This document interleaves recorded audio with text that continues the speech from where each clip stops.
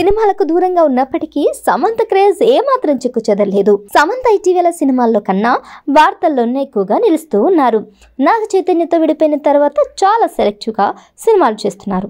ఆరోగ్యం సహకరించకపోవడంతో సమంత కొంతకాలం సినిమాలకు దూరంగా ఉన్నారు. మయోసైటిస్ వ్యాధితో బాధపడుతున్న సమంత ఇప్పుడిప్పుడే ఆ వ్యాధి నుంచి కోలుకున్నారు. దీంతో వరుస సినిమాలను లైన్లో పెడుతుంది. విజయ్ దేవరకొండతో కలిసి నటించిన ఖుషి సినిమా తర్వాత సమంత మరో తెలుగు సినిమాలో నటించలేదు. సిటాడెల్ అనే బాలీవుడ్ వెబ్ సిరీస్ లో మాత్రం సమంత నటించారు. అయితే భారీ అంచనాల మధ్య వచ్చిన ఈ వెబ్ సిరీస్ పెద్దగా ఆకట్టుకోలేకపోయింది.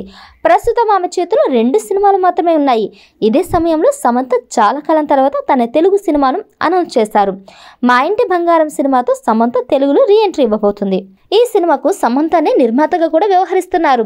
సమంత తెలుగులో రీ ఎంట్రీ ఇవ్వనుండడంతో ఆమె అభిమానులు ఫుల్ ఖుషి అవుతున్నారు.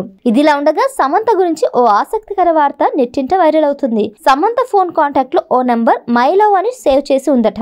అయితే ఆ నెంబర్ ఎవరిది అయి ఉంటుందని దానిపై నెటిజన్లు పెద్ద ఎత్తున చర్చ సాగుతోంది. కొందరు తన మాజీ భర్త నాగ చైతన్య నెంబర్ ను ఇంకా అలానే సేవ్ చేసి ఉంటుందని అభిప్రాయపడగా, మరికొందరు తనకు సినిమాలో మొదటిసారి అవకాశం ఇచ్చిన గౌతమ్ మీనన్ నెంబర్ అయి ఉంటుందని అభిప్రాయపడుతున్నారు.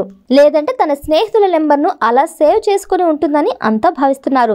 కానీ సమంత మై లవ్ అని తన తండ్రి నెంబర్ ను సేవ్ చేసుకుందట. ముఖ్యంగా తండ్రి జోసెఫ్ ప్రభు సమంతను ప్రోత్సహిస్తూ వచ్చారు. ఆమె సినిమాల్లోకి వస్తున్నప్పుడు కూడా ఆయన ఎటువంటి అడ్డంకి చెప్పలేదు. ఇదే సమయంలో నాగ చైతన్యతో పెళ్లిని సైతం ఆయన అంగీకరించారు. దీంతో సమంత జీవితంలో ముఖ్యమైన వ్యక్తిగా తండ్రి జోసెఫ్ ప్రభు ఉన్నారు. జోసెఫ్ ప్రభు 2024 నవంబర్ నెలలో మరణించారు. అప్పటి నుంచి సమంత వాళ్ళ నాన్న గురించి బాధపడుతూనే ఉంటుంది. వాళ్ళ నాన్నని మిస్ అవుతున్నట్టు చాలా పోస్టులు కూడా రిలీజ్ చేశారు. ఇక సమంతకి నాన్న లేకపోయేసరికి అమ్మతో చాలా అటాచ్మెంట్ పెంచుకుంది.